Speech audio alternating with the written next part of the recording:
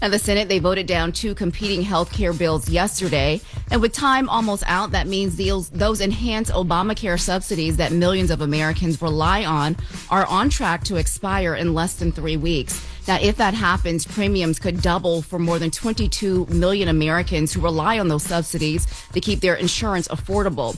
Now, neither the Democratic bill nor the Republican bill, they reached those 60 votes needed to move forward, turning this into a high-stakes election year battle. And Democrats, they are already warning that rising health care costs will be a top issue in 2026 along the midterms if Congress does not act. Now, after the vote, the Democrats, they held a press conference, and Senator Amy Klobuchar, she warned that this inaction will have a ripple effect. Let's listen to what she had to say. And they not only rejected this 3 years, despite 4 of them, including a very conservative Republican, voting with us today, they also rejected a 2-year. They also rejected a very clear vote on a simple 1-year extension that basically would have been the same amount of money as they sent to Argentina. So I don't know how they explain that it was more important for them to send money to Argentina for one of the president's buddies than it is to help people with their health care. 75% of the people on these plans are in red states. They're in states that Donald Trump won. So I am not surprised that 4 of our colleagues voted with us. What I'm surprised by is that we didn't get that extra 9 that we needed, who behind closed doors know that we have to do something about this right away. Yeah, so that Republican plan, which would allow those subsidies to expire and steer people toward lower premium, higher costs, that plan also failed 51-48. In a press conference yesterday, White House Secretary Caroline Leavitt, she was asked whether Republicans are working on a solution. Let's listen to what she had to say. The president and Republicans are currently coming up with creative solutions and ideas to lower health care costs for the American people, and you'll continue to hear more from them on that. Before these subsidies expire? I just said you're going to continue to hear more from the president and Republicans on this issue, I'm sure. Well, we knew that was going to happen. Republicans don't care. They've been running against, Obamacare since the beginning. Why would they make any concessions now? So Democrats have to let the people loudly know the reason your health care is going up, and it's because of Republicans. So act accordingly when the midterms come next year. Yeah.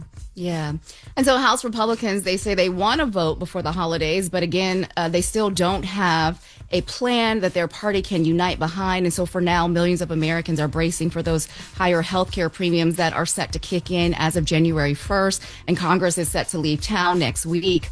So meanwhile, experts are warning, though, without action, millions of people will likely just drop their health insurance altogether rather than pay those higher premiums that they can no longer afford. Once again, we knew this was going to happen. So when you don't have no health care, when your health care prices shoot up, just know it's because of Republicans. My mom called me yesterday and was she has an appointment set up in January. She does her checkup scans for her cancer every 3 months. She is so nervous. Like, she's like, let's keep calling at least like every other week to make sure like nothing is wrong, because it's so hard to get everything back situated once insurance is messed up. And it's just sad because it's like we went through like a year of just trying to get great insurances so she could get good doctors, and she's so nervous because she watches the news and hears all the stuff. That's crazy. She shouldn't have to focus on it happening. She should focus on an appointment, not who's paying, not how much is going to be covered. She shouldn't have to figure it, but she shouldn't have to focus on that. She should be focusing on if there is a problem, getting better, or making sure there isn't a problem, right? Yeah. And Americans throughout the country have to deal with that, which is effed up. Yeah, and this isn't part of that affordability thing Republicans been talking about. Donald Trump said on day one he was going to get into the White House and put more money in your pockets, bring inflation down, all of that good stuff. All it is doing is putting more financial strain on folks. Absolutely. All right. Absolutely. All right. Well, coming up at 7, is AI changing what you pay for groceries? A new investigation says you may be paying more than the person next to you. We'll break it down and explain in the next hour. All right. Everybody else, get it off your chest. 800-585-1051. If you need to vent, phone lines are wide open again. 800-585-1051. It's the Breakfast Club. Good morning. Wake it up. This is your time to get it off your chest. Keep calling. 800-585-1051. We want to hear from you on the Breakfast Club. Hello, who's this? Yo, it's Super Trucker. How you doing? What's up, Super Trucker? Talk to Super us. Trucker. I thought he said Super Sucker. I What? Like You got excited. Nah, man, I called you guys about 2 months ago. Yes, sir. And I sang, and look, man, I thought I did all right. But I asked my old lady, I said, yo, you hear me on the Breakfast Club? She was like, yeah, but you ain't listening. I was like, what you mean? She's like, Envy asked you how did people get up with you, and you trying to plug a damn song. Damn, so she mad at you. She like, damn, you could have got on. You know what I mean? I could have been taking out this truck. Hey, look here, man. She from the Bronx, too, Charlamagne, so you know what I'm dealing with. Yes, she's crazy. So, can I take this time to tell people where they can find my music at, man? Of course you can. I tried to get you to do it last time, but you ignored me. I'm sorry, man. Look, you can find my music at superchucker.com, man. I'm at Superchucker on all of the platforms, Superchucker the artist on TikTok. And I also have a show coming up at the Tiny Chateau in Jacksonville, North Carolina, where I'll be performing alongside my man, Chu Taylor. How long you had your CDL, brother? 21 years, man. Wow. Congratulations to you, King. You in the truck now? Yes, sir. You know what I need? He needed you to Yes, sir. There we go. You be safe on them roads, That's Super nasty. Trucker. All right, man. I appreciate it, man. Y'all have a good one. Love to you, brother. Bro. I've never asked you this since I've been here. What does that do for you when they you? So as a kid, I'm going to explain it. So as a kid, my parents, we couldn't afford airplane tickets. So we would drive everywhere. We would drive to Virginia Beach. We would drive to Virginia. We would drive to the Carolinas. We would drive to Miami or Florida. Okay. And, back then we didn't have Game Boys, nothing like that. So our fun would be when we passed truckers, try to get them to blow the horn. Oh, okay. So that was like a game we played as a kid. Oh, that's so cute. Okay. Yeah, so that's what we did. So, I didn't know where that stemmed from. what? That's cute, man. Right, so me and my cousin would be like, yo, I got him. Pause. I got him. He blowing me. So that's when you first started like getting guys' attention and you making them do things for you? Women drive trucks too, sir. You ain't never seen no woman truck drive. I know that you would tell that whole lie for no I reason. never did back then. I never did. Get it off your chest. 800-585-1051. If you need to vent, hit us up now. It's The Breakfast Club. Good morning. Ray. Yo, Charlamagne, Envy, what up? Are we live? This is your time to get it off your chest. I got an indoor pool, an outdoor pool. We want to hear from you on The Breakfast Club. We can get on the phone right now. He'll tell you what it is. We live. Hello, who's this? Keisha from Florida. Oh, Peace, boy. Keisha. I see why you upset, Keisha. What Keisha mad about? You? What I do to Keisha? What you do, Charlamagne? You hater. I don't owe you no child support. You want me to tell him, Keisha? Tell him. Keisha said she want to know why Charlamagne don't like fat people. Why I don't like fat people? You be talking crazy about No, that's not what I said. I want to know why Charlamagne hates fat people. I don't hate fat people. No. Why? What? Come talk to me. Yes, you do. Tell me why you think yes, I hate. You do. You hate a lot of people. Like you got some issues, Charlamagne, baby. I want you to go look in the mirror and tell yourself you love yourself, because you always tear people down, no matter what it costs, and you don't pour into people and build them up, unless it pours and builds you up too. And that's the problem, honey. You need to deal with that. Could you tell me why you think I hate fat people? You're a successful man. You're somewhat attractive. You don't have a reason to be such a hater. Why you go there, Keisha? Nah, like that. Now you got me. Now, Keisha, now I'm listening. Keisha, now I'm really listening. Hold on, listen. Keisha, now I'm really listening. Yes, I am somewhat attractive. Why do you think I hate fat people, though? All the comments about the fat people and the airlines. When Loren's on, you have all these things to say about Loren and her relationship going to fail. Just say something, you cut Jess down. You're a hater in general, baby. And, I mean, that comes from some kind of hate within yourself. You need to deal with that. Like, you like to read self-help books, but only for entertainment, clearly, because nothing's sticking.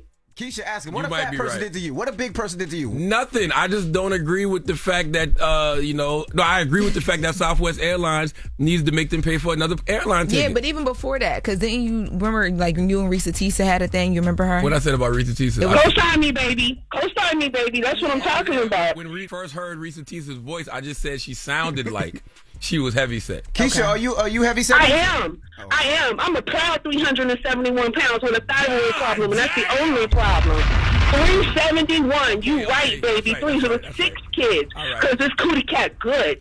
6 kids. They can't stay out of it. How tall Don't play. How tall are you? Look good. How tall are you? 5'6.5". No. Your height? 5'6". Oh, she said 5'6.5". 5'6.5". See what I'm saying? You such a hater. You block your own ears from hearing, baby. Listen. Did she sound 371? Listen, God bless Keisha and everything that Keisha stands she sound for, good. man. Go off, Keisha.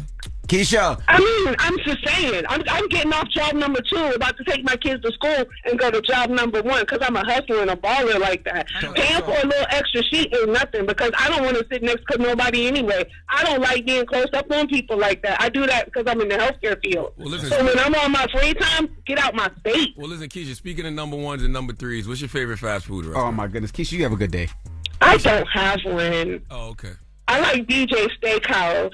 Get on my level. Yes, ma'am. Stop being a hater. Yes, feed into people. You said pour into people. It costs nothing to be nice. You said feed it costs nothing to give love. Keisha, I love you, Keisha. We appreciate you. I love you and I respect you, Keisha. I love you and I respect you so much, Keisha. No, you don't, because as soon as this falls over, you're going to talk so much crap about me, it's not even going to be funny.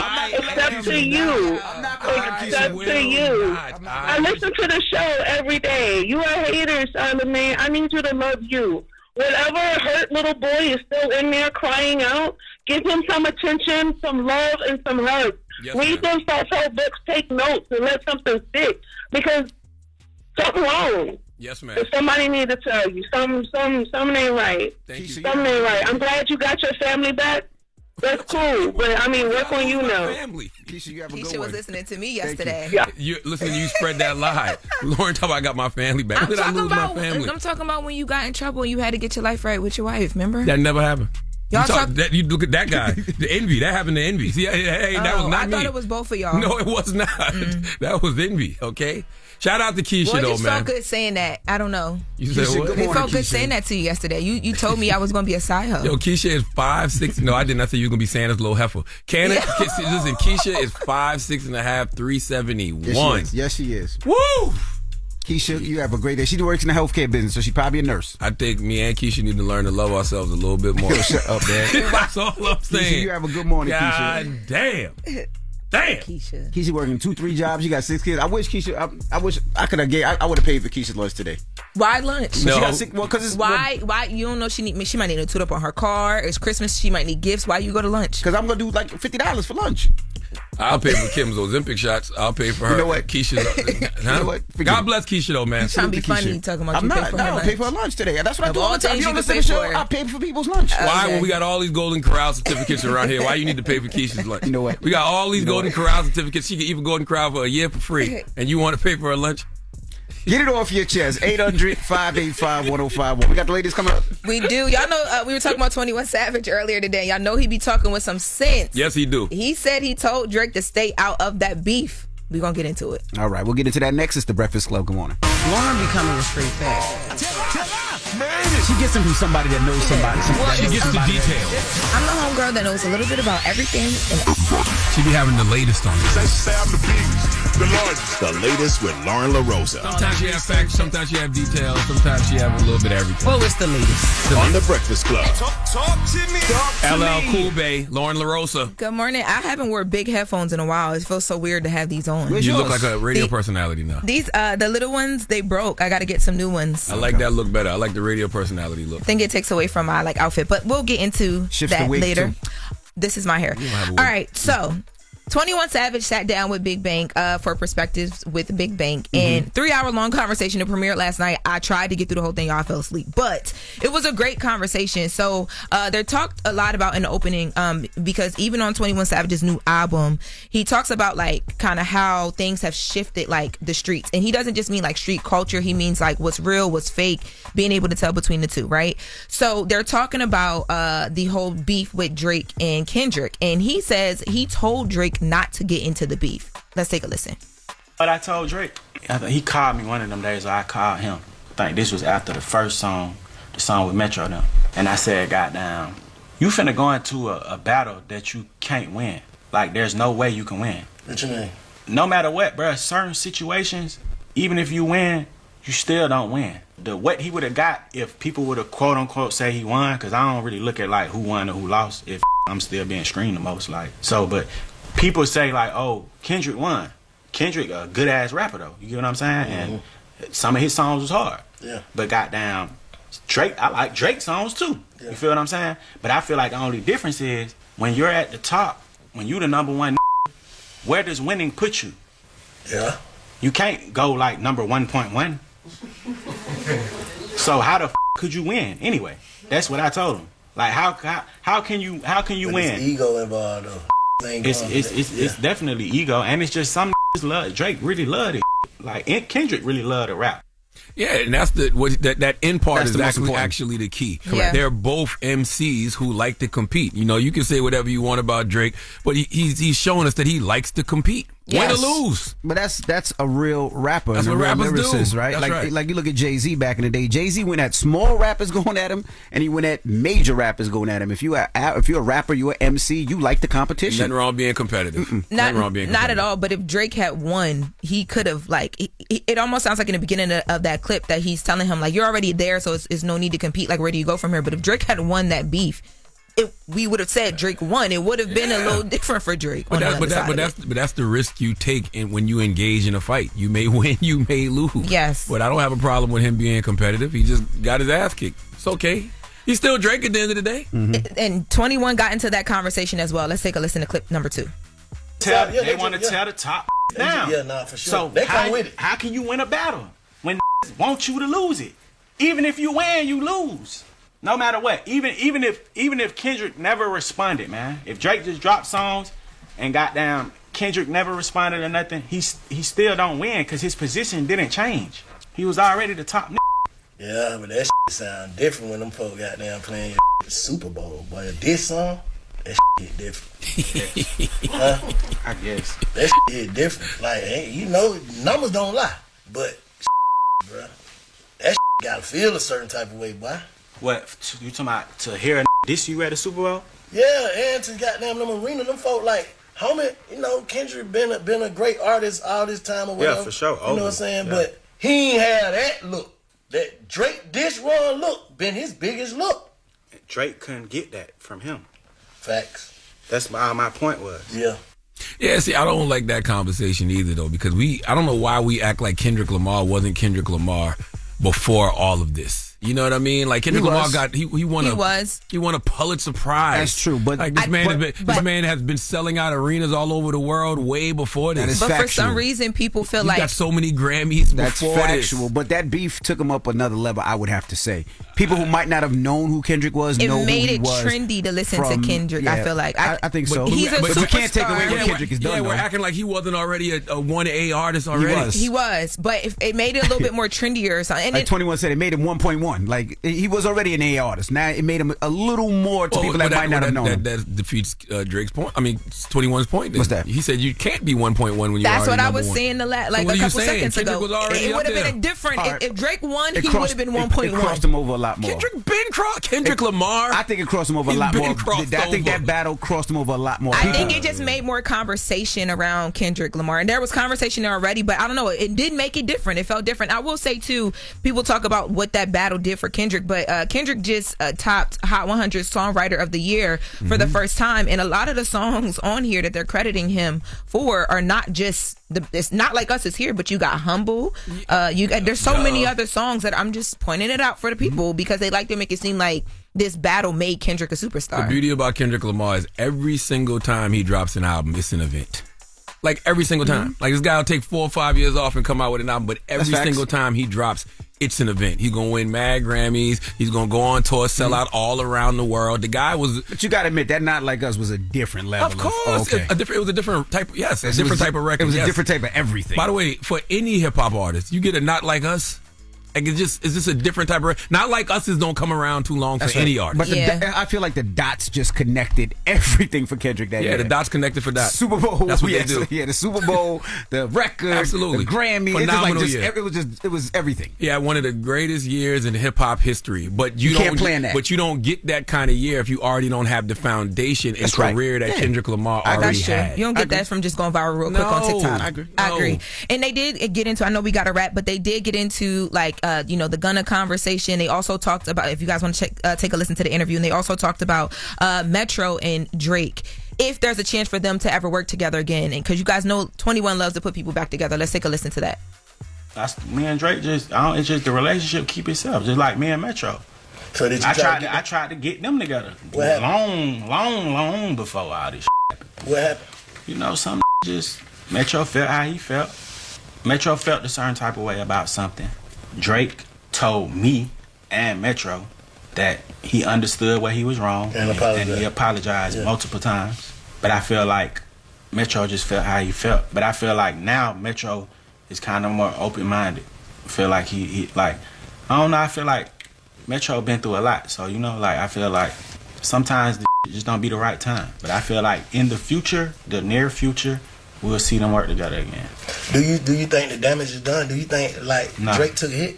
Do I think he took a hit? Yeah. Nah. He's still the number one stream this year. Yeah. I feel like he took an internet hit, but then it'd be like, damn, did you take an internet hit? Because streaming, you got to go on the internet to stream. He took a hit, 20. He did. He took a hit. It's so much more to this He can combo. rebuild, but he took a hit.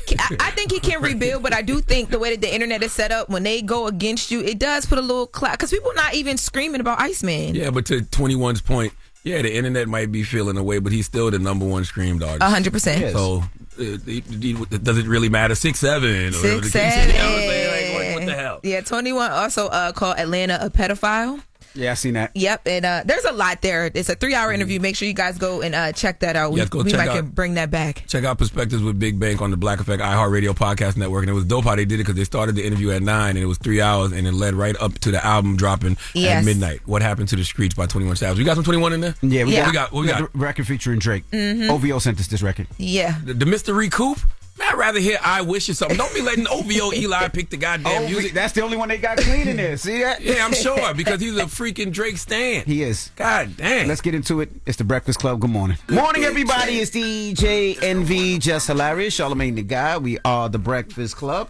Let's get back at some front page news. Start off with sports. And Thursday night football. The Falcons beat the Buccaneers 29-28. What's up, Mimi?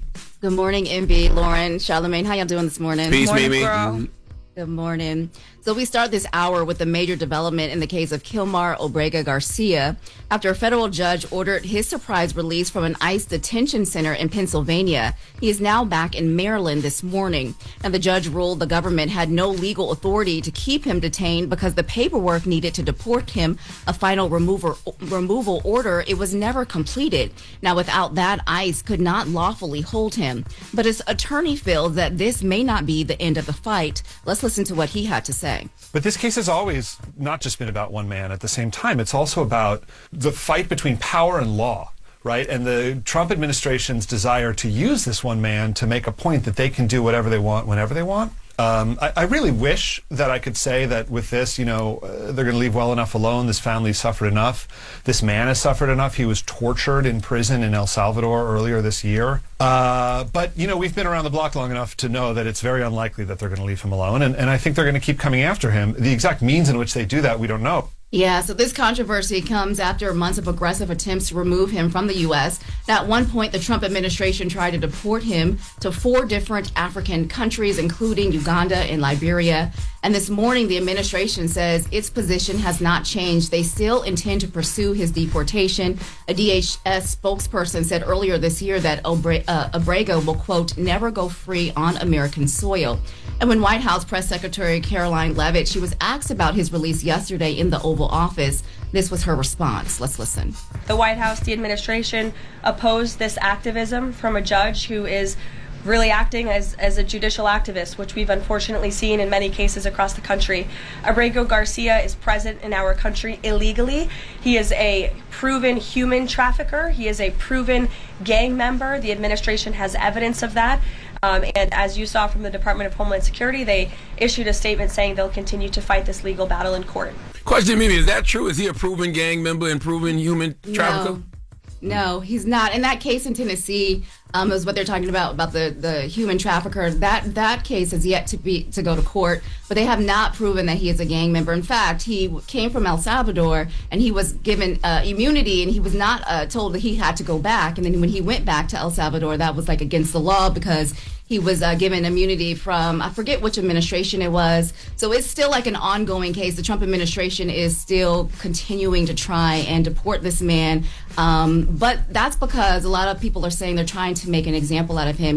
When his case first got started, it was when the immigration stuff just began, right? Mm-hmm. And so a lot of a lot of what's happening with him stems from them just trying to make their point that they are in charge, and his immigration status is going to be revoked because, he's fighting against it. Basically, I don't know why they continue to fight against it. I wonder how much they've ruined this man's life, because I'm sure he can't get no work because nobody wants to touch him. Right. You know what I mean? Well, he's been in jail for the past year. He has not, he's out of detention for now, but he is scheduled to be in a Maryland courtroom at 8:00 this morning in Baltimore. And the last time that he was scheduled to be in court in Baltimore, he was taken back into custody. So we don't know what's going to happen. The Trump administration, they continue to go after him with tooth and nail. So we'll see what happens. And that's funny, because when I heard it, when I knew that he came back home a year ago, I just thought he was home. I didn't even realize he was still in jail for the past year.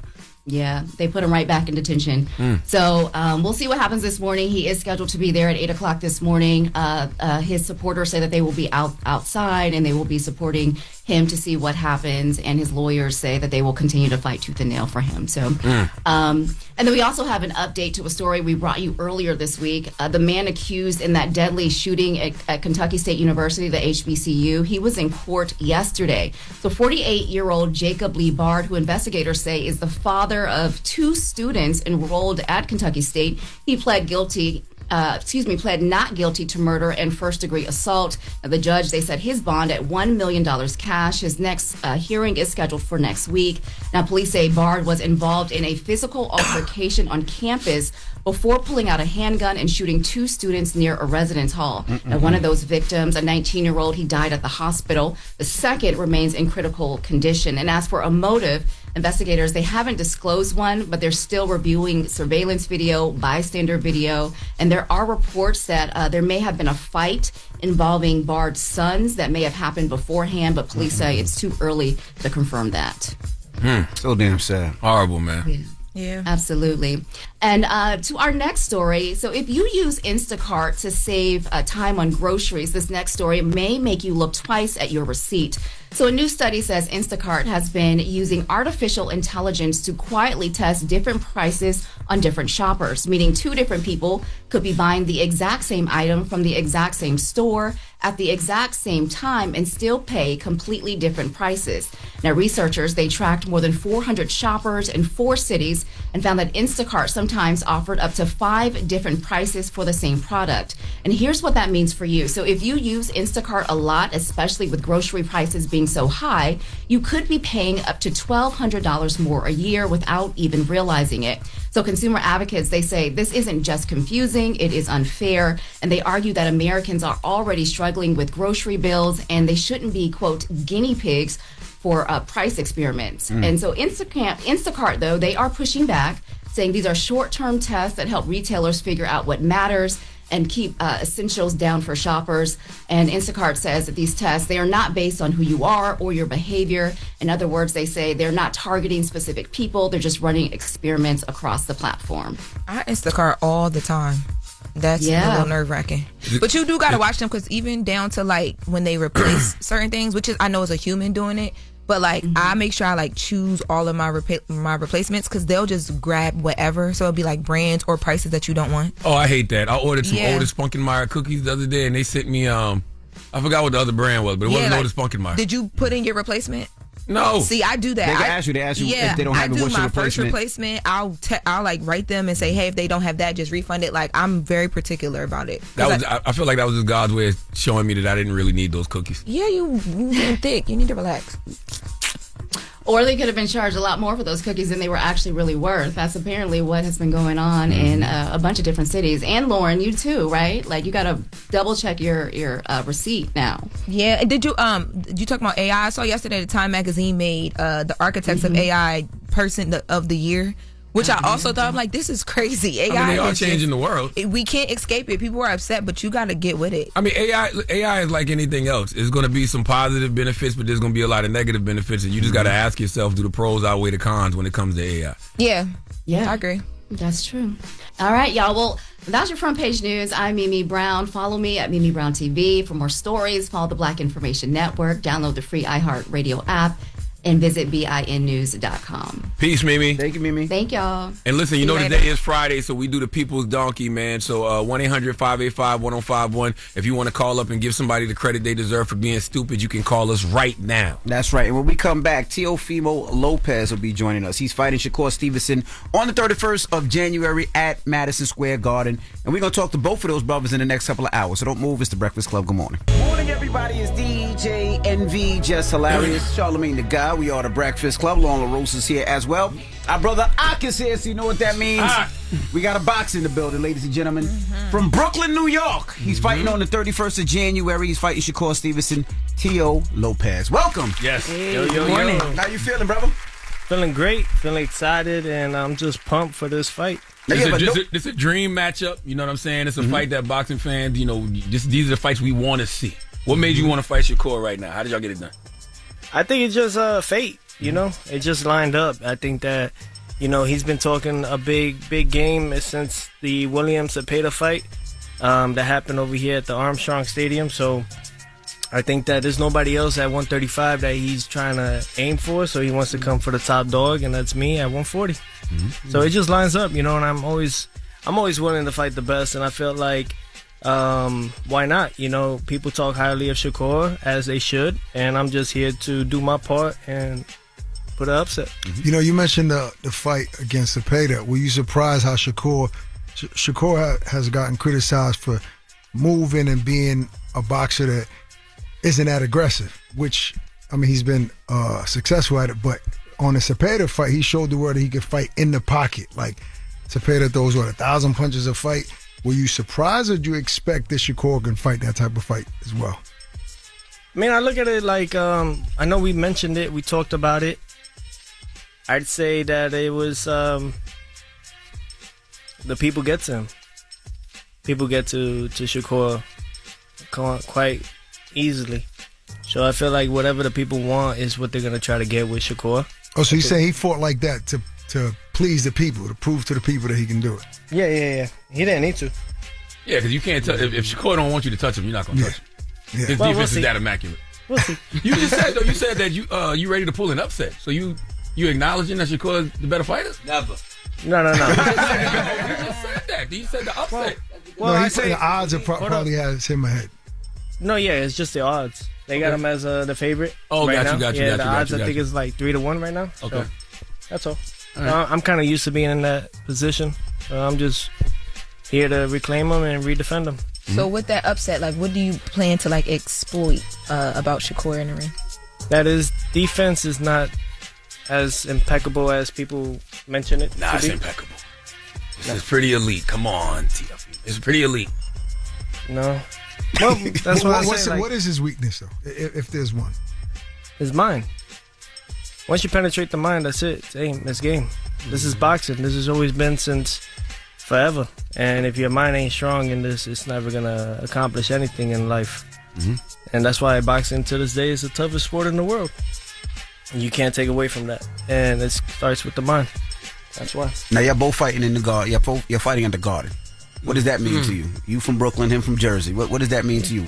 Now, yeah, Brick City and Concrete Jungle. That's how you gotta look at it. It's a blessing. For me, I think it's a not only an honor, but it shows where we're at in the pedigree of the sport. You got two prime fighters coming in, the best fighting the best, and putting on a show in New York is nothing like the Mecca. And Madison Square Garden, there's so much history there. I've won my titles there. I've been defeated there, won them all back again. So I got a lot of history when it comes to Madison Square Garden. Does it get to your head when you hear the odds, or you hear somebody like Charlamagne saying his defense is impeccable and say that you the underdog? Does that get to your head at all when you see people going against you so much? No, it can't be. It comes with it. I look at it like this. I was talking to my father about this, and was also my trainer. I said, if you want to be liked, then you be liked by being a good fighter. You want to be loved, you be the best fighter. But you want to be hated, you be the greatest fighter. And I think that all comes in different atmospheres. And when you're the greatest, not a lot of people are going to agree with what you're doing and how you do it. So I'm trying to aim for that category, aim for that, for my journey and for my name. And before I hang up these gloves, people can say Teofimo was the greatest. The thing I love about you, you've been very open about like your personal struggles and pressure and mental health. How has doing that work made you a better man and fighter?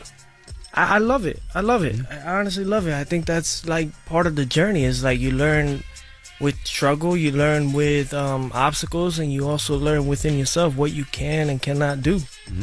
And then you hit a point in your life where you start realizing that there's not much that you cannot achieve. Mm-hmm. So you push limits far beyond your own measures.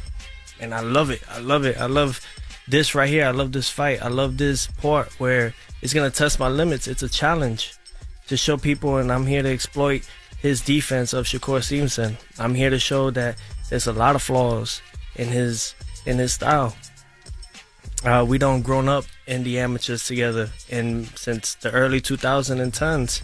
So we got a lot of history when it comes to like seeing each other rise to the cream of the crop. Mm-hmm. But I think that now it comes to where we just meeting now. Mm-hmm. So we never faced each other. Wish him nothing but the best after he loses to me. And yeah, I can't wait to just keep on going from there. I have to ask you, because I'm so happy that this fight is happening, because at one point, this is a ring fight, right? So Turki Al-Sheikh is involved. And at one point, they were saying that you were on the outs. You said something about Saudi Arabia. You said something about, I don't know, the religion. Correct me if I'm wrong. And supposedly, Turki didn't want to do any business with you. But then in Vegas, I saw you, him, everybody like kind of mingling. So what was said? How did you guys mend that beef or whatever issue that was? It's boxing. There's no beef. It's just boxing. You're going to talk. Sometimes you're going to talk, hit and miss. I know, but did you regret anything that you said? Because you're outspoken. Have you ever regretted anything that you said? Like to the public? Well, one thing you learn in this game, you don't talk about religion. So, so you learn from that. No, but I'm just saying, not learn from it. I don't recall me even mentioning about religion. I think people mix up my words from time to time, and that comes with this game. It's cool. I mean, I'm still captain of my division. I'm holding my belts. I'm proud to be a ring champion, his champion, so to speak. And at the same time, WBO world champion. So I'm in a great position. I think that as long as you bring money to the game, they can't exclude you out. Tim Bradley said that he feels like Shakur Stevenson can hurt you. Mm-hmm. Not necessarily with power, but by frustrating you, controlling the distance, nullifying your offense, just making you look bad. He said that he feels like Shakur has superior boxing IQ compared to you. That's cool. That's his opinion. That's cool. Everybody has an opinion, like an you know? So. I swear I wish I could be like you. I swear I wish I could be like you too. What's that? Just be like, they say whatever, it's fine. I'd be like, say what? He also said don't run from Shakur. Yeah. I mean, hey, I put on boxing shoes, not track shoes. Mm-hmm. so yeah, just I'm excited for it all, man. I like to go to the fire. You know, people been talking about was your mental lapses in the ring, because you're so skilled. Like you've been on a pound for pound list, right? Especially after you beat Lomachenko, you showed every facet of your game. But then there's fights, little hiccups, like against Sandor Martin, where people say Tio just wasn't really there. Like mentally, it wasn't really him. Like, how do you avoid that from happening? And do you hear that noise? Boxing raised me. I'll say it like that. And you come to a point in life where you realize some things may not go exactly the way you planned it for that night. Mm-hmm. That's perfectly fine, because they're just mistakes in the lead up to something more. It only becomes a choice when you continue to make that same mistake. So I've come to terms where it's like those type of quote unquote hiccups were challenging moments for me to see where I could improve in my game. There's no such thing as like, oh, I know everything. I know how to do it all. I got this in the bag. You don't. If you do, you might as well quit now. Yeah. And that's, you know. Do you still love boxing? Because, you know, it's funny. I hear you talk about your son a second ago and you lit up. Yeah. But then when you talk about boxing, it's just like, I'm going to fight. I'm going to win. And keep moving. Then I'm going to go back to my son. You know what I mean? So do you still love it? You still have love for the sport? I wouldn't be the man I am without it. But do you still love it now? Absolutely. I'm just more... No more rah-rah. No more. Chill. You want to show and prove through actions and not words. I ain't gonna win that battle no more. I'm just gonna do what I gotta do because the real gonna prevail, regardless. They show a lot of flaws and fake dudes and fake people around the world now. But as long as you keep your thing, keep it thorough, you're gonna get yours. But don't you feel like you suppressing who you really are? Like you talked about the Times Square, and everybody was saying Teofimo was the one that had that whole promotion lit up. Like on the press conferences, you had the bravado and all that. So now it seems like you're saying you're gonna suppress that. You're not gonna be yourself. I'm still myself. Just a different toned down version of you. If you want to say it that way, I think I just I ain't really been on social right now. I just been locked in. I just been on. Like, I don't know. I just been on. I get what Oc's saying though, because even when you talk about the things I'm so funny though. I'm gonna definitely do my thing at the press conference in a little bit. But I'm saying you got to show that to sell the fight because you got the accolades, but in order to get that money, sadly you got to perform a little bit. I already got the money. Yeah. Oh, you got the contract signed already. But okay. Yeah, no. So it's more so of the. Yeah, but you want the fight to do well. Yeah. Numbers. It will. I mean, look. I wouldn't. This is my first time sitting amongst you all at the Breakfast Club, and honestly, it's been. That's what it takes you to. Your pops is funny. He back there like, man, all that. Like, let's get to the fight. He sure is. That's one of y'all needs right there. Your pops are here in New York. Right.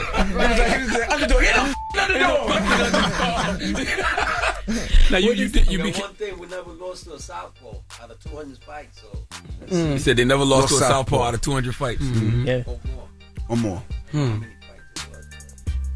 A lot of people look, not to look over it, but a lot of people look at southpaws they're very difficult. But I grew up with southpaws since a kid. Kind of understand the rhythms of it. Don't get me wrong, he could be slick, but there's something I do to southpaws that just work in my favor. Shakur different though.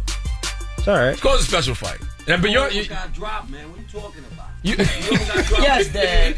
Even his little daughter said. Hold on, get a pops a mic, man. Like, we need that fight. Get a pops a mic, man. No, don't stay quiet. Don't stay quiet. Now I understand why you still. Don't stay quiet. I know, yeah. Tio like, nah. Freaking 4 seconds, man. This is a special fight because of who both of y'all are, but Shakur is a special fighter. You gotta acknowledge that. That's what we fighting. There you go. Yeah.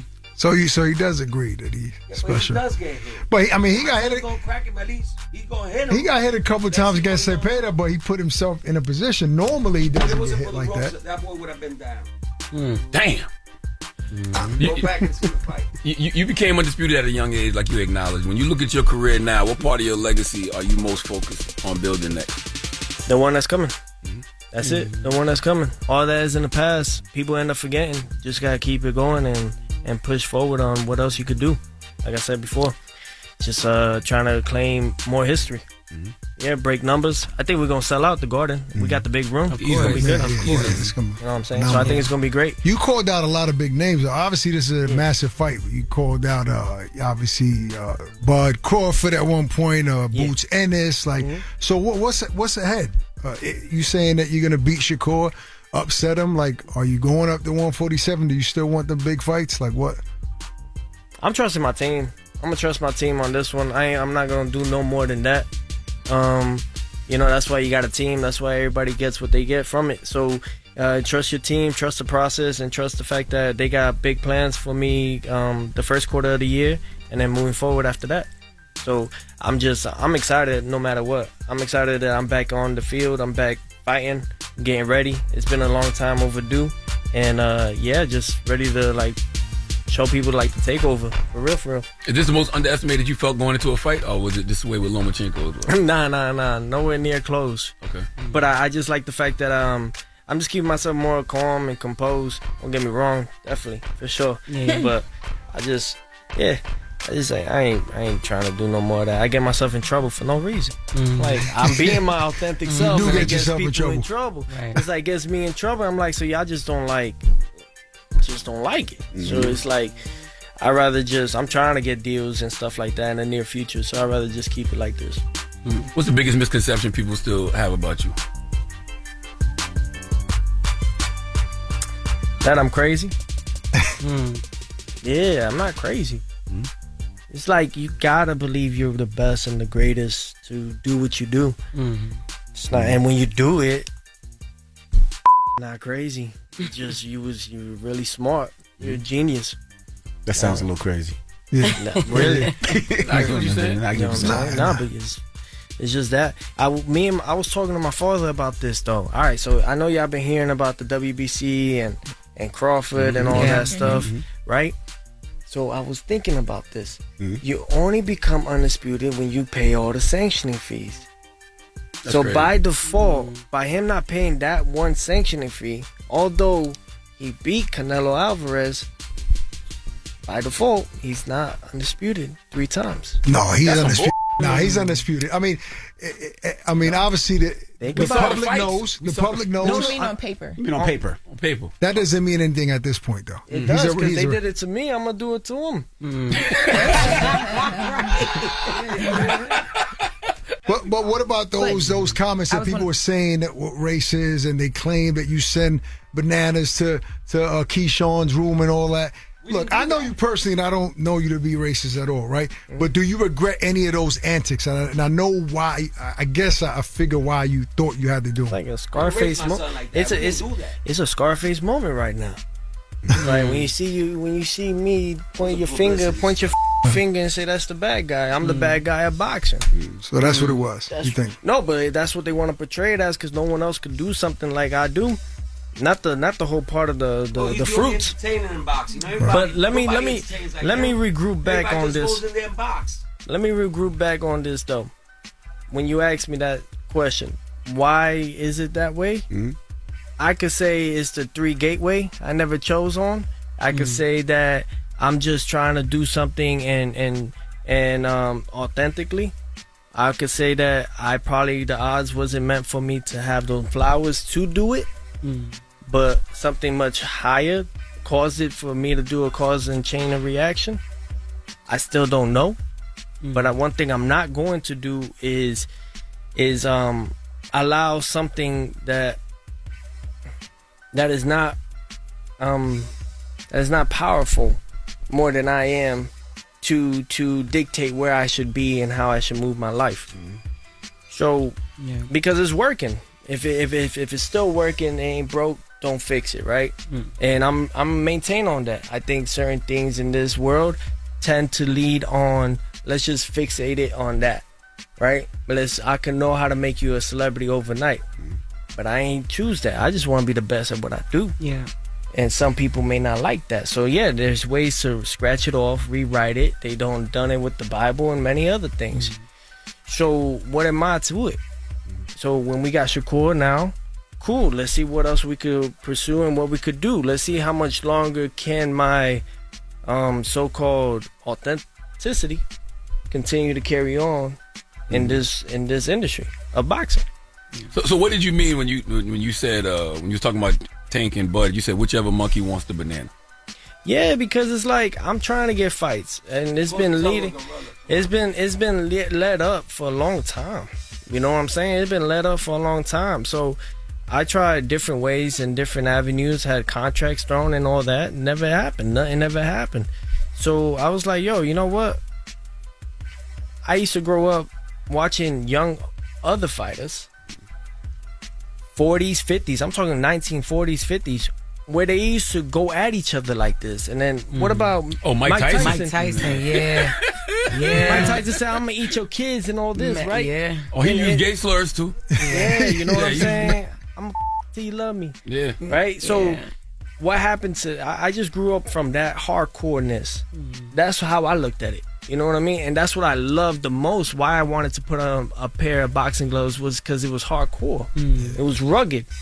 You know, it wasn't none of this... it's a different era, though, in this... And that's where I had to adjust. And I was like, okay, cool. I get where everybody coming from, but don't put me and portray me like that, because I'm just coming from what I grew up on. Not the baiting, but just the fact, like, I'm going to just get you under your skin till we just lace it up and then really make a full-pack action fight. Yeah. But why not stand on it? Like, even with the Keyshawn Davis, like I said, it was an anonymous package of watermelons and bananas, and then you... All I did was just laugh at it. Eating a banana. Laughing at it. But why not stand on it and be like... How you mean? Like claim I it. that. Say that you sent it. Because I did it. No, we didn't do that. No, I know. You said on our show that you didn't do it, but if people were assuming that you did and you putting the video, to Charlamagne's point, why not say, all right, let them believe that I did it? Because that's how just we like promote the fight. That you just said that he has to do something to promote the fight. So But that's what all right, so basically it's like this. You put a lie out there in front of everybody's face. Let people talk about you. Now I just took away from his action of his fight leading up to a world title. Now it's on me. Whether it's good, there's no such thing as good or bad publicity unless you hit a woman or you cause some murder or something like that, to the point where you got a mugshot. But other than that, it shouldn't lead to that case scenario. So I went with it. But when it came to Akim Barak and I got on their show, I literally said it out like it is. I ain't do none of that. You know? Because you really didn't. Exactly. Yeah. But when they label you that, then they want to keep it going. Like they said, you used the N-word on Instagram Live, but you said you didn't. No, I didn't. So I'd rather just, hey, if that's something, the only way that they could get me out, then I'm winning. If that is the only way you could find ways to get me out because you can't do it in the ring, I'm winning life. I'm winning big time. And I'd rather just keep it like that. I don't come in here with a full squad. I'm not like that. I think it takes a real man to go and do his things in a mafioso world and still hold it down to the T and just be like, I'm gonna do what I do. And ain't nobody gonna stop me. Okay, what about this one? This is the last one. When you was frustrated with Top Rank. What's up? And you said if they want the black fighters, they can keep them. What'd that mean? I look at it like, I just want to start some chaos. You start some chaos. Let it be known. Conflict. What is everything in life, in this world, in politics and all that? It starts with what? Conflict. With chaos. With conflict. What have you lost outside of, not being listed as undisputed? But what have you lost behind the scenes that keeps you on that easy edge? It seems like you stepping real carefully now. Like, where does that come from? I think it's just you got to plan out your years. Feel me? I done went broke already like twice. I ain't trying to deal that no more. Feel me? Eventually people gonna blackmail you and do all this extra stuff, and that's cool. You learn with it, but knowing that you got a family, knowing you got all these things, you can't just go off of the work field thinking that it's always gonna be there. What do you mean by field? Just work field. I'm just Teofimo, ladies and gentlemen. He is so stupid. Fighting on the 31st of January. Don't even fall for it. You can swing on him one good time. Just one good time. Teofimo Lopez. No, I do got one more question for him. What's that? When you're in the ring and you see, when you see your opponents, right? What lets you know that they're like mentally broken, not just physically, but mentally? Like, okay, I got them mentally. I guess it's my my stance right away. They feel that aura, they feel that energy right away. I see their eyes is different. You can see a lot in a person with their eyes, so I always look at the eyes. So I don't know. Maybe it's just I don't know how hard I do punch, but when I punch them, changes. Right. Changes quick. So yeah, I think that's really it. Yeah, man. Why you got one of them shakers? Man, when I tell you. A joke yesterday. It's not a joke, but he been jerking that since he gave us since he took it out the box. He gave me a Christmas gift joke yesterday. He wants you to ask him. Here, Pops, you want? Teofimo Lopez, the fight is the 31st. Good luck fighting Shakur Stevenson at the Garden. Get your tickets if you haven't got them already. And it's the Breakfast Club. Good morning. Yes, it is the Breakfast Club, but I'm the only one in here right now. Oh, there she go. Yes, it's the world's most dangerous morning show, the Breakfast Club. It's time for the latest with Loren. Loren becoming a straight fast. She gets them from somebody that knows somebody. She gets the details. I'm the homegirl that knows a little bit about everything. She be having the latest on you. The latest with Loren LoRosa. Sometimes she have facts, sometimes she have details, sometimes she have a little bit of everything. Well, it's the latest. On the Breakfast Club. Talk to me. LL Cool Bay. Good morning. Okay, y'all. So yesterday, there was a cameraman. Going back to the Diddy doc, there was a cameraman who released a statement to Rolling Stone. Now, this cameraman, I told you guys this on December 1st. But the difference is the cameraman is now coming out and actually putting his name on it. But on December 1st, and it's December 12th now, I told you guys that when we were trying to figure out how Netflix got this exclusive footage of Diddy recording himself right before he Loren was locked LoRosa up. had the story first. Yes. So I told you guys then that Diddy was in conversation for a Netflix documentary that Netflix denies. They denied that conversation, but he was in this conversation allegedly. There was things being recorded because he had been working on his own documentary of some sort. His main person that he hired for to shoot this documentary was out of town, so they hired a third party to come in and shoot for a few days. And that person is the person who Netflix has been dealing with now. So that whole story about Diddy not paying the camera people, that wasn't true. False. Well, let me tell you. So the rep at the time had told me they didn't really know for sure. They were trying to figure it all out. They believed that money wasn't paid because basically they're still trying to figure out liability. I talked to them yesterday after this statement was released. They're still trying to figure out liability because they don't know who the issue falls on. At first, they believed that the third-party camera people were not paid, and that's why they owned it and were able to potentially license it. But now it sounds like because they've spoken to this main videographer, that is not true. And this guy came out and basically said, I was away for 3 days. I was out of town. I hired a third-party person. That person filmed Diddy for a couple days. Which is wild, by the way, anyway. I'm going to hire a third person that we all don't know to come in here and shoot private video? That's wild. He doesn't get into with their how deep their relationship went. So maybe it was a third party that he worked for before or that he hires on other projects. A lot of times, if you're a smaller company, you not do with that. this type of content, but go ahead. Yeah, but so basically now he's standing on. He's saying that there is no issue about money, that this is an issue about what you could legally do, not do, and just morally what you shouldn't have done. He's basically saying that this guy was in the wrong.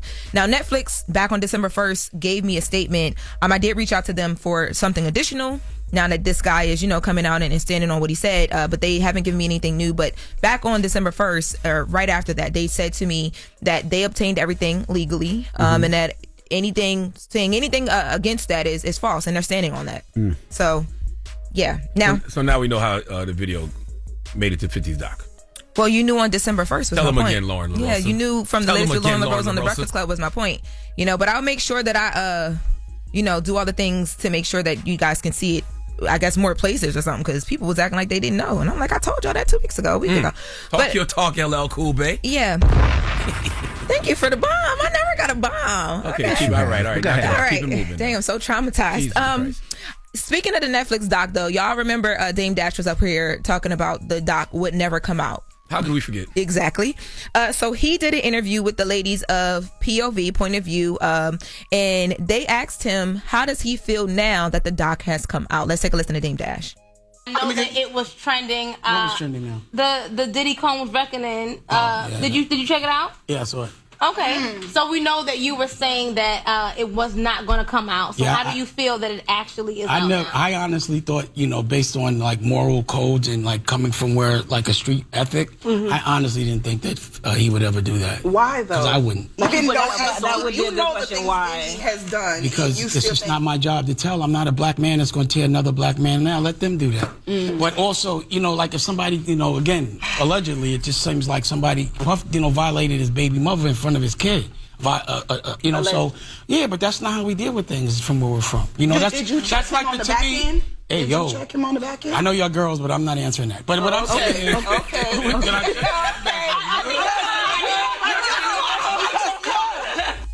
No, Dame. That's not the reason you said the doc wasn't coming out. You actually didn't give a reason, but you didn't make it a moral code thing. No.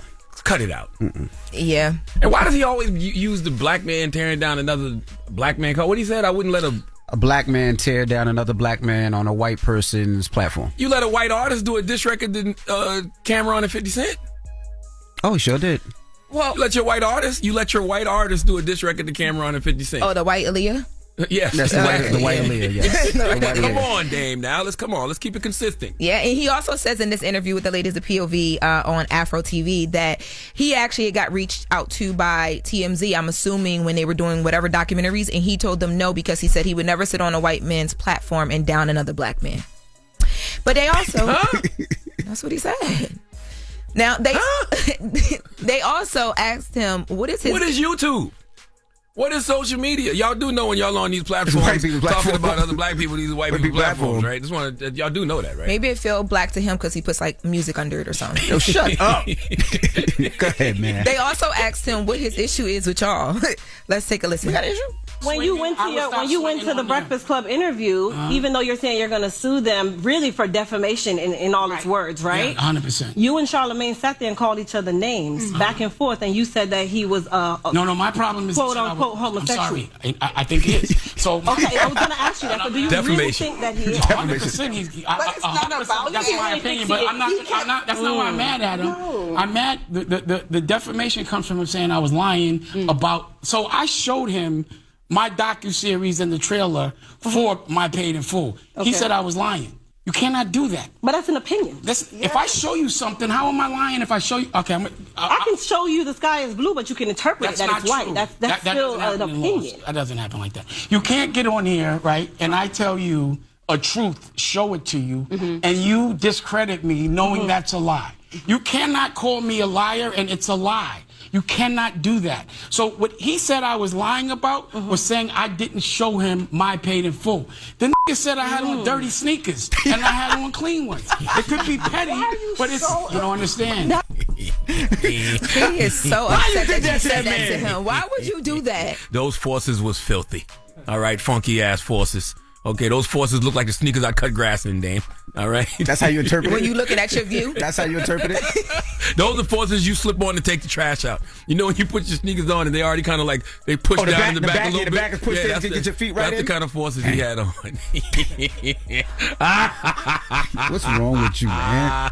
That sneaker line hurt his soul, you hear me? It did. It did. And like, it's the holidays. Calm the laugh down a bit. I'm going to send him some forces for Christmas. Some clean ones. My God. I'm going to send him some fresh forces. There's kids out there that really need sneakers. You better not send them those sneakers. You know what? You're right. You send them some dirty ones. You're absolutely right. Yeah, well, as we wrap that up. Salute to Dame, though. Oh, really? How you going to say all that in this Exactly. Dame. Salute to Dame. Okay. Well, as we wrap the hour, I want to give an update. So Sharon Moore, who was the coach at Michigan, University of Michigan, we know that we haven't reported it, but it's been reported and the team has made a statement that he is out of a job after they did an investigation. They said they found credible evidence that he was in an inappropriate relationship with a staffer. And people are waiting to figure out like what is actually happening. They're waiting on charges. There was a 911 audio that TMZ released where there's a woman claiming that there's a coach attacking her and that this coach is suspected to be suicidal. But Sharon Moore is supposed to go into court today. What is he charged with? Because you said he couldn't court. What was he charged with? Bunny hopping. What? That's not a charge. It's not. Only Dr. Umar charges that. Dr. Umar's totally country against it. Yeah, so they say the prosecutor's office over there says that he remained behind bars as they do the investigation into assault claims. Now, alleged assault claims. Now, right now we don't know. That's why everybody's waiting on like him to actually go to court so we can know what are they putting the assault to or not to? Like, what exactly is it? Gotcha. What degree of it? Like, we really don't know anything. So that's why I'm letting people know he's headed into court today. I'm assuming I did ask the prosecutor's office if they'll be doing like a press conference or anything after to kind of answer some questions because there's just a lot of this came as a surprise to a lot of people. How many more examples do men need to just be faithful? Like, seriously. Like, how many more examples? Was he married? I don't know. Yes, he was married. I don't know the case. Damn. How many more examples do we need to just be faithful? And how old was he? 39. He should have got it out of his system. You looked into that. You be knowing the examples, huh? Oh, you think I ain't had a whole conversation like with that with my wife yesterday?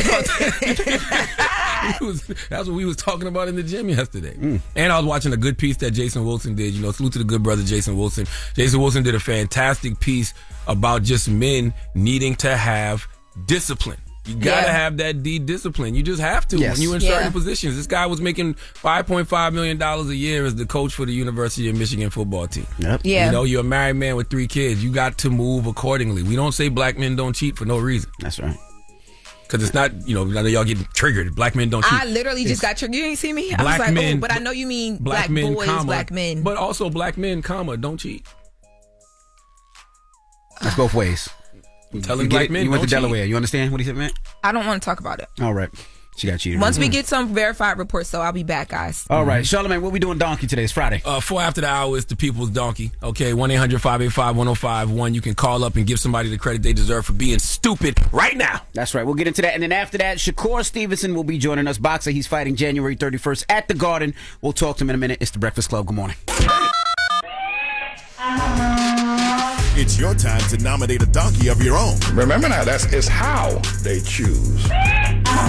Call in now, 800-585-1051. Donkey of the day for Friday, December 12th is the people's donkey. You know how we do. You can call up right now, 1-800-585-1051, and give somebody the credit they deserve for being stupid. You can give somebody the biggest hee-haw. So, good morning. Who's this? Yo, this is Nick. Nick, who you want to get the biggest hee-haw to, sir? Man, I got to give it to Savannah State University, man. What Savannah State do to you? Man, check it out, man. I had to take off work. Me and my wife had to take off work to go get our daughter from school because, you know, it's about to be Christmas break or whatever. And they got these kids having to check out by noon. If you don't get your kid off the campus by noon, they get like a $200-something fine. We spent all this money, put our kids in the school. It's an HBCU. And we got to drive all the way from Atlanta. It's like a 4.5-hour drive. Leave at like 6 in the morning. Just to get our kids from school. And like the tuitions is crazy. I just feel like they should get the kids at least through the weekend because some kids' family might not be able to get their kids in time. Yeah, I don't understand that. Why they treating y'all like a hotel? Why you got to check out? The reason they do that is, man. Well, it depends, you know, because when I went to Hampton, they didn't really kick us out. I know a lot of the students, a lot of the teachers and the RAs wanted to leave, so they give them a time so they can leave and catch their flights. That was the reason why, because, you know, people got to leave as well. That's probably the reason why. True. But they still got security, you know what I mean? We pay for the meal plan and all that. They can at least get through the weekend, you know what I'm saying? Yeah, they want your kids up out of there. Yeah, they want them up out of there. But I want to tell y'all real quick, man, because appreciate y'all for what y'all do, man. 15-year anniversary? I know it's last Friday. 15 years, yep. Yes, sir. You know, I've been supporting y'all since day one, man, and y'all keep on going. And I just want to say that I feel like y'all voice is bigger than the news now because we ain't watching it. A lot of people ain't watching the news. I feel like we should more. But y'all got a bigger voice in the news these days because we tuning in from all different types of people, thugs, working people, kids. Y'all really bigger than the news. You know what I'm saying? We're going to come to y'all before we believe what they telling us on the news because half the time the news ain't real. So I just appreciate what y'all do, man. Hey, thank you, King. Thank you, we appreciate you, man. All right, y'all stay blessed, man. Yes, sir. Good morning. Who's this? Eric. Eric? Charla. What's up? Yeah. What's up, Eric? Who you want to get the biggest hee-haw to, Eric? I have to say, I love you guys. I love you, but I got to give it to you. It's not, you know, I know you're a faithful person, but once a week, you're always using the Lord's name in vain and saying Jesus blank. So Jesus I just Christ? want you to tone that down because I know that, yes, exactly. Why can't I call on Jesus? You ain't supposed to use the Lord's name in vain the way you say it when you're talking to people, when you... No, sometimes do your research. I think sometimes when we hear, you're not supposed to say. No, but I don't like when people say that, and I'm gonna tell you why. Whenever you hear something that's like, I guess evil or bad, I think that's the person you should be calling on. You're not supposed to use the Lord's name in vain. No matter what, you're not supposed to use it in the way that is negative like that, a negative connotation. So that's all I wanted to say. I love you, man. I love what you bring out. Thank you, I do agree with you. Sometimes it does happen, but I just want you to give you the donkey just for that reason. It's not all the time, but there's times where you say it, and I'm like, oh, please don't say it like that. Jesus Christ, man. All right, brother. Stupid, man. Good morning. Who's this? Good morning, Charlamagne, y'all. This is Roxy. Peace, Roxy. Who you want to get the biggest hee-haw to? Okay, I want to get the biggest hee-haw to Cheyenne Bryant and everybody that's giving her a platform to tell her lies. Oh, shoot. What Dr. Cheyenne did to you? Okay, I'm not calling on her accolades. I can't question her accolades. But every interview she do, she got a different storyline. She told Nick Cannon that she was engaged 4 times. She told everybody else she was engaged 2 times. She said her mom and dad was pregnant at 16, 15, 17. She also said her dad got 6 kids, then her dad got 7 kids. She's so secretive, you might think she a married side. Like, she be lying. I done watched all her interviews. I done studied this lady. She read a script. She go word for word based on everything. She control the narrative. She fake. Oh, okay. If she was in the hood, she'd get beat up every day. Because she fake. Why she gotta get beat up? God damn. Because she fake. Yeah, I salute to Dr. Like Shea. I said, I'm not questioning her accolades, whether she a doctor or not. But everything that she talk about is scripted. She say it word for word on every interview. But then she be talking so fast, she'll lie real quick and then just go past it. All right, well, thank you for calling. Good morning. Who's this? It's D'Angelo from Illinois. How are you? D'Angelo from Illinois. Who you want to get the biggest hee-haw to, sir? First, I got to say, man, I appreciate y'all, man. Y'all the most diverse people on the radio. Secondly, I need to give all the hammer tones you got to my baby mama, Lanita. Oh, now you are the donkey of the day. You are the donkey of the day. Yeehaw. For being the worst baby mama on the planet. She deserves 3 donkeys of the day. Having her second child, that we went and to get an abortion, you know what I mean? Agreeably, she didn't get it, and now she want to get a child back. She don't even want it no more. She needs 3 donkeys of the day for being an unfit mother. Oh, wait a minute. What you mean get a child back? Who should go get a child back to? Man, listen to me, man. Like, look, I'm a little older, man, and we agreed to have an abortion. She didn't have it. Had 4 other kids after my son, and now don't want my son no more. She was just looking for a bag. Guys, watch out. They bag chase. So are you going to go get your son? Absolutely. Okay. Absolutely. I'm a good dad. You know what I mean? But it's just the fact of I wasn't trying to do that, and she forced the hand thinking she was going to get some money, and now she don't even want them. But remember, this is number 2 of 6. So she keeping the other 5, but don't want mine. So you number 2, then she had 4 more after you said. 4 more after me. Her name Lanita. Shout her out. No, you just did, sir. Have a great day. We do this every freaking Friday, okay? The People's Donkey. You can call up and give somebody the credit they deserve for being stupid. Or you can go to the iHeartRadio app, go to our Talkback feature, and leave a message for whoever you want to get a biggest hee-haw to, man. So what we got coming up next? Yeah, when we come back, Shakur Stevenson will be joining us. He's boxing January 31st at the Garden. And we're going to talk to him next. So don't move. It's the Breakfast Club. Good morning. Morning, everybody. It's DJ NV, Jess Hilarious, Charlamagne the Guy. We are the Breakfast Club. Loren LoRosa's here, and so is our guy, Ak. And we got a special guest in the building, Shakur Stevenson. Welcome, brother. What up? How you feeling? I'm great. Fight the 31st? Yeah. 31st of January, Madison Square Garden. Yep. We ready, bro. Let's jump right into it. So how you feeling fighting Teofimo? What do you think it's going to be? Honestly, this is a moment I've been kind of waiting for my whole career. You're waiting on that big name. You finally got one. Yeah, it's like I've been kind of like pushing since I started. I want to fight the best fighters. So now, in this situation, I kind of reached out and I kind of set it up to where we kind of made this happen. And Teo accepted the challenge, so I respect him for it. Now we seen Teo earlier, and I was watching that. He didn't seem like regular Teo. You I don't like that Teo. I don't like that Teo. But you want him to call you a monkey or something? No, I don't want him to call me a monkey. I punch him in this. I just know he's usually more like rah. I'd rather see the version that kind of I've been planning to fight for years. So. Yeah, but people be complaining about that version. Like he's saying, "Wow, it's too wild, it's too crazy." So I guess people forced him to be this new version. Yeah, but people shouldn't dictate who you are. Yeah, like if true. you're a real man, bro, at the end of the day, bro, just be yourself, and whether they like you or love you, ain't nothing gonna change, bro. As long as the people around you love you. So he tried to throw a shot at you about that same topic, saying that Shakur lets the people get to him, and that's why he fought Zepeda the way he did. Do you agree with that to some degree? Hell no. I think that Zepeda got a style to where if Teo fought Zepeda, you'll have to fight him like that. He probably would have to fight him the same way. Right. I never seen him in front of that kind of style throughout his whole career. Now he fought some good fighters, but honestly, his best opponent was Lomachenko, and I felt like I'm not gonna take away credit from him, but I feel as though Lomachenko ain't throw no punches for 6 rounds. So it's like I can't really tell like how good you is. I don't know what happened with Lomachenko, but do you think something he did maybe had Loma hesitant? I don't know. I wasn't in there to know whether like what happened, but I just know for a fact that Loma started the fight in the second half, and when he did, I thought he took over the second half of the fight. So it's hard to say to give him that much credit for being Loma. So you think Loma won that fight? Or, no, or I thought that I thought Teo won the fight. Okay. I want to say he won the first 7 rounds. Right. Okay. And maybe even won the 12th. He definitely won the 12th. Yeah. Theo said that your defense isn't as elite as people think it is. It's impeccable. I disagree with him, but he said he don't think it's as impeccable as people think it is. I mean, he ain't been in there with me to know whether how good it is. A good sparring ain't gonna tell. We did 3 rounds. That shit ain't.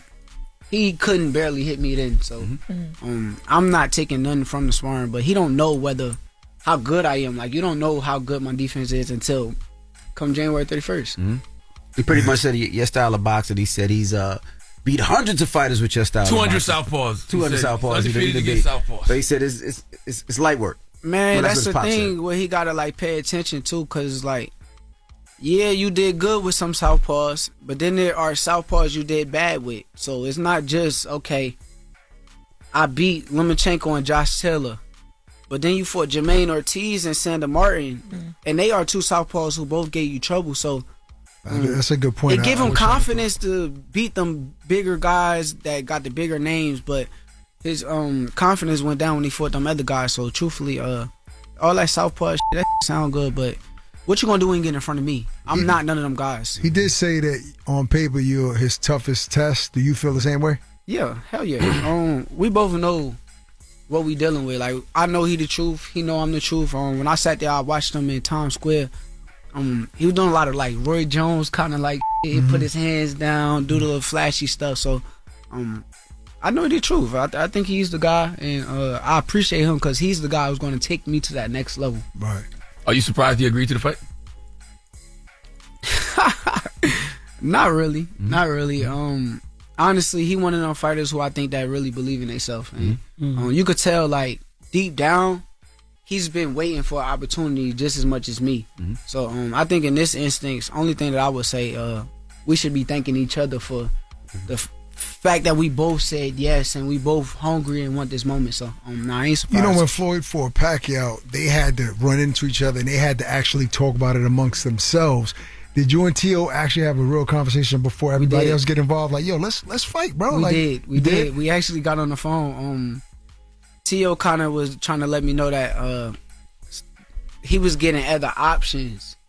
And he basically told me that the option that he wanted to fight was me. And I'm like, okay, that's the option that I want to fight too. So I had other options on the table too. Both of you had different options. But yeah, but once we got on the phone, we kind of locked it in. And we stuck with what we said. And I appreciate him for keeping his word. Can you tell me what options were those that you turned down? What fighters you had? I ain't turned down. No, not like that. But who you picked Tio over? Lamont Roach. Okay, so that was on paper. Before I wanted to fight Lamont. Me and Lamont was a fight to really make happen, but the Tio fight was bigger. It was a bigger, better opportunity, so I went and took the Tio fight over the Lamont fight. What do you think about Roach's last fight? I thought he won. I thought he may have should have never let off the gas in them last 2 rounds, but I thought when you see Pitbull get on the back foot and start boxing and thinking that he's winning a boxing match, I think that right there should let it be known that Lamont Roach is winning this fight. So when you you picked Tio over Lamont, so I don't know how it works. Like, you can't fight Lamont now? Yeah, I could fight him after I beat Tio, but like I said, it's so many options on the table now to where it's like, even with this Tio fight, it's gonna open doors for other fights to happen. So it's hard to even say if Lamont will be next. I would love for Lamont to be next. I think that's a big fight. That's something that me and him talked about, and I'm actually real cool with Lamont. So I would love for that fight to happen, but we'll see when the opportunity presents itself. Do you view this fight as like personal, strategic, or legacy driven? I think it's all three. It's all three. Now, I don't try to take things personal, but it's personal for me. Like, it's in my personal life, I want to be the best. Like, that's all I've been striving for since I started this. So now it's just like the legacy I know gonna come with it. Strategy is gonna be on point to where I make sure I gotta follow the game plan come fight night. But personally, for me and my kid, for me and my family, like, I want to eat forever. Is this the biggest payday you gotten so far? For sure, no question. I gotta ask you about Jake Paul, because you spent some time in camp with him, sparring with him. Then you and Keyshawn did as well. You know what I'm saying? No, boy, he was there with y'all, right? Yeah, for sure. So most people that haven't spent time around Jake have an issue with him. Fighters, I'm saying. But once they spend some time around him, they have a different perspective of who he is. Is that your experience with Jake? I've been around before so that, I okay, kind of so already had a view of like he's really a cool dude. Right. People could talk about him, but if somebody can come to a sport to where like women's boxing, let's speak for example with them, they don't get no attention, they don't get no love, and they deserve it. Right. And then Jake Paul shines a light that's bright on them female fighters, and now they making millions of dollars. It's like at the end of the day, you gotta respect him for moving into a lane and helping out somewhere where it was weak at. You gotta respect him as a person too. I think Jake Paul is a real and as a fighter though too. I mean, what about that? I mean, I respect him as a fighter because he's working hard to get to where he's at. So has he gotten better though? Like hell yeah, for sure. Like from where he started to now, he's way better. How did he feel? Did he have power? Did he touch you in the ring? Like how did that feel like? What was that like? I remember him like catching my glove. Right. And when he caught my glove, I'm like, oh, he can really. Yeah, he's like 200 some pounds, so you gonna feel it. But ain't gonna do nothing to AJ. AJ 260. 260. I'm one. I can't even tell y'all. So he ain't got a shot against AJ. AJ gonna kill him. In other words. I don't know. We'll see. I'm rooting for both fighters. I'm a fan of Jake Paul, so I can't go against that dude. Like it's hard for me. Listen, I feel you 100%. I respect what he's done for women's boxing. I've gone to some of the MVP fights for women's boxing, but he gonna get killed. But it's a real fight, and AJ ain't holding back. Come on. Nah, but I respect his heart getting in the ring with AJ. I do think when it comes down to it, with AJ been boxing for so long, Olympic gold medalist. He should go in there and just wipe him. But we'll see. We'll see come fight night. Is Tank still I know that was like a fight for you, but there's been so much him not fighting Jake Paul at this point, and just like, is that even something you even like care about at this point when you about to do with Lopez? Yeah, I'm honestly done with that. I ain't really got too much to say on that because it's like it's a lose-lose situation. Like it's a lot of people that just hate me, but they don't really understand the situation of the fact. So it's like, when you speak on this, like you shine a light to the situation. So I ain't really talking about it, but I'm locked in. It's me and Teo. That's a big fight. That's legacy making fight, and I just can't wait to show who I am. And those top names at 35, it was obviously Tank, Devin, Teo. You about to fight one of them, right? This fight that we want for years is about to happen. So is Devin on your list next? So you could keep going on that list. I would love to fight Devin. Only thing is, because a lot of people kind of compared me saying that I fight Conor Ben with Devin Haney, and I understand it. But the thing that I said, even with Conor Ben, I would want the same weight clause as he put on Eubank. Yeah. And that's what I want come fight night with Conor Ben. Now, when I go up to 47 with Devin, he's gonna allow the same weight clause? Like it becomes a business. Right. Like how we gonna do this fight? And if he do, let's lock in, gang. So Conor Ben is still on the list. I told you that's the fight that I think should be next, but I'm not trying to look past Teo. Right, no so doubt. Like Teo is really the main thing that's on my mind, but I'm just answering the questions for y'all. No doubt. I appreciate it. What mental adjustments are you making specifically for Teo? I think we both got a lot of mental adjustments to make because both of us mentally is like we always trying to please the fans and put on shows for the fans, and I think we got to make sure that we locking in on our game plans, and the person with the best game plan is going to come out on top. Mm-hmm. What do you feel about all the racism thing that's been coming around him in the last couple of months? Yo, I don't believe it. Like, I think that Teo's not racist. I think that he's clout chasing. Like, that's what I really seen from it. Like, it's a guy who's been looked past his whole career, and he's doing anything to get some type of spotlight on him. And that's what I kind of seen from the situation. Because I've known Teo for years and years. He ain't never really been no racist person.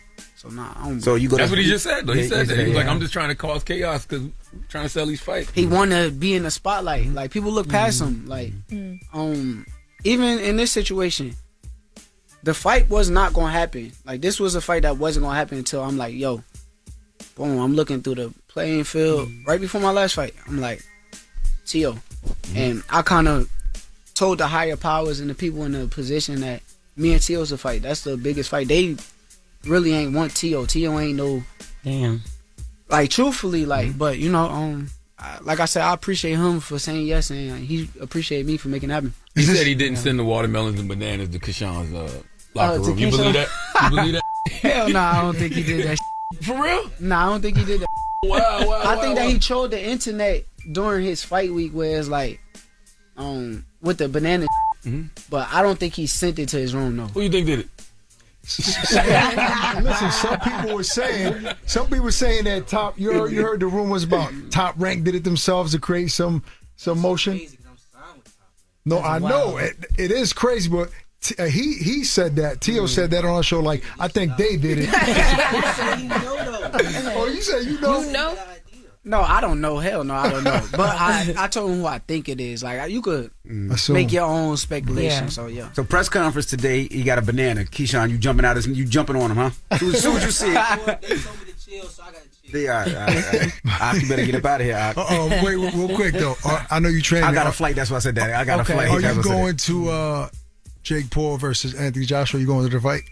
When is it? He said 10 days, 8 days. Oh no, I ain't going. I'm in camp. You gotta. I'm locked. Stay focused. I'm locked. This is the biggest fight of my career, no doubt, bro. No doubt. I gotta be at a different level than I've been in the past. Yeah. That's what You I'm gotta trying to elevate. be on. No, I'm excited about this one. Yeah. All right. We appreciate you for joining us. The 31st is the fight, January. We wish you the best, brother. Appreciate y'all too. Yes, sir. All right. Yeah. It's the Breakfast Club. It's Shakur Stevenson. Morning, everybody. It's DJ NV, Jess Hilarious, Charlamagne the Guy. We are the Breakfast Club. It's time for Pass the Aux. Go.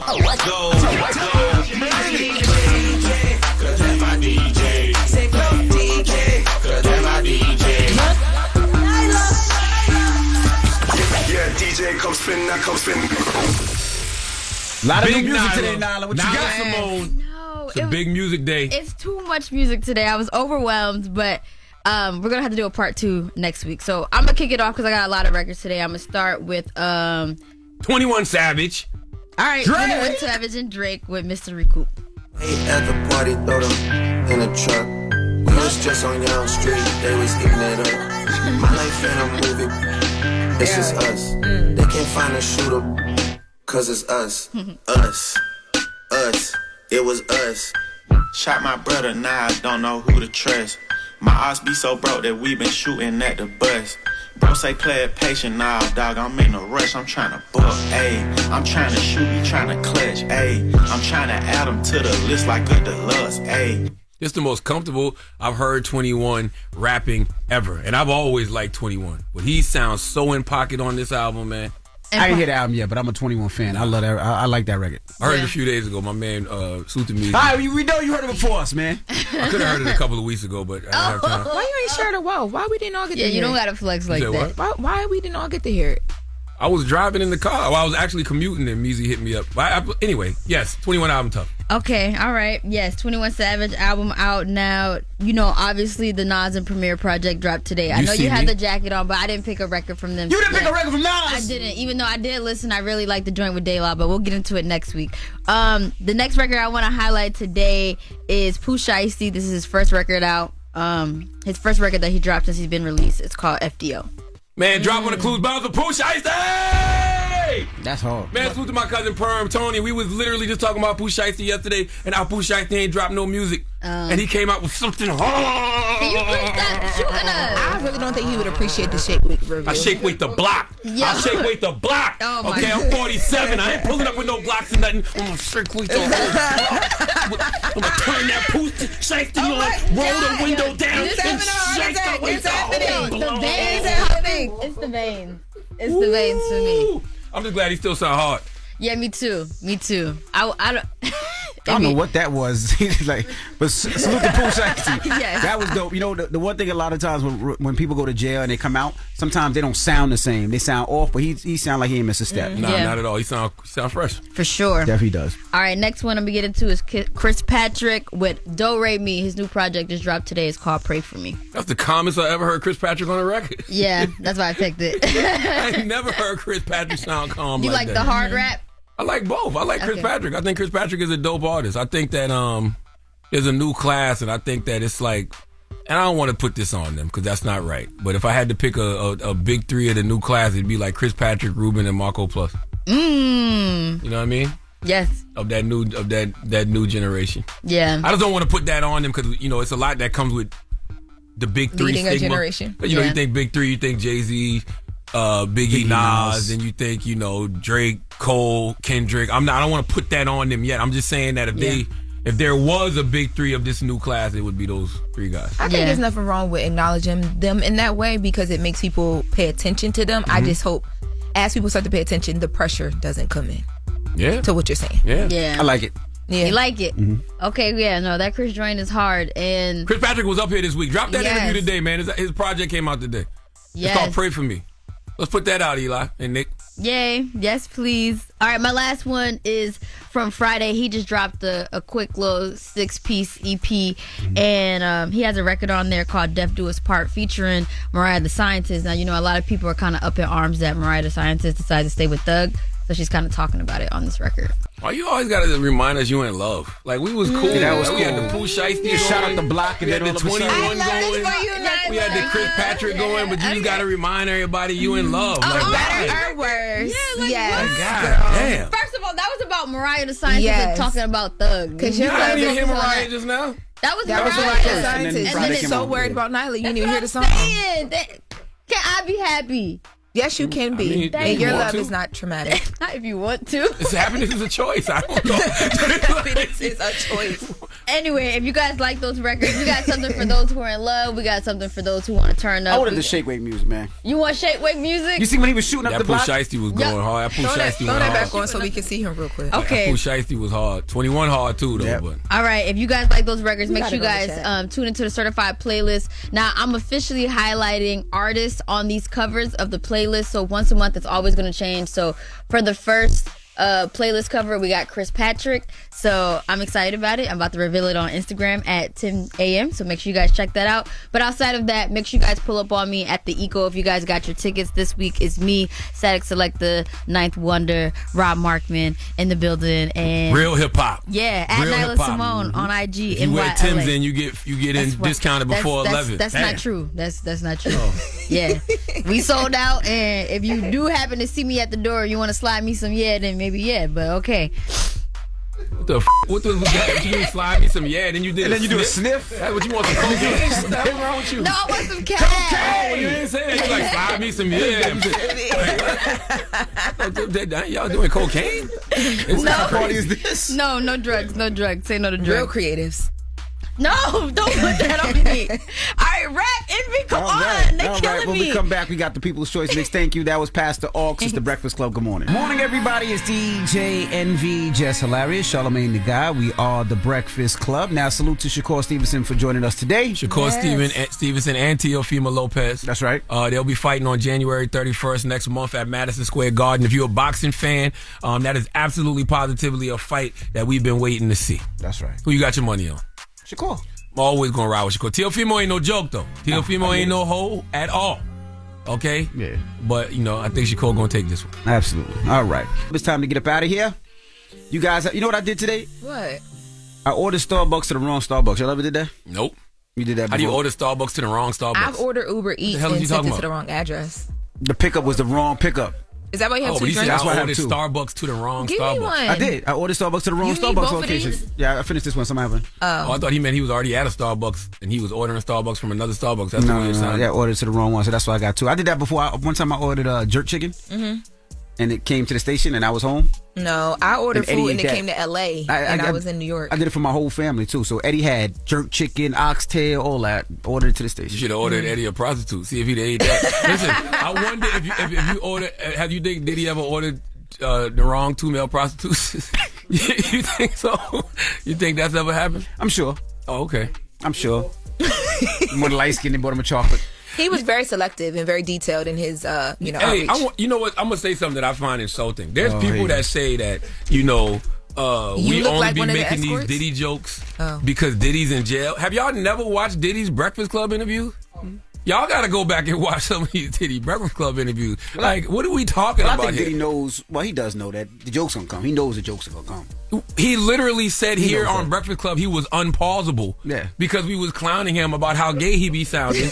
when he be talking sometimes. Like, what are y'all, like, that's offensive to me to act like we were just making these jokes because he's locked up. When he was sitting right here or in the old studio. Right. I'm going to tell you my favorite Diddy moment on Breakfast Club. What? When I gave Shine Donkey of the Day in front of Diddy. Yes. Oh, and he was just quiet and said nothing. Diddy couldn't say nothing. Like, and it was because when Shine first came home, he was putting out new music, and I gave the song Donkey of the Day. And I remember when we closed the break, Diddy was like, Charlamagne, we got to start talking before these breaks. Because when you go rogue like that, like, I think he might have said daddy. I think we go rogue like that. He ain't said nothing about no daddy. I think he said daddy. I think he said daddy. And he probably said y'all need to talk while shopping, because you know. He didn't say. All right, leave us on a positive note. The positive note is simply this. Don't be afraid to fail. Okay, failure is simply the opportunity to begin again, but this time more intelligently. So don't be afraid to fail, y'all. Have a great weekend. Breakfast Club, bitches. Y'all finished or y'all done? Woke up. Wake you up. Wake that ass up. Program your alarm to Power 105.1 on iHeartRadio.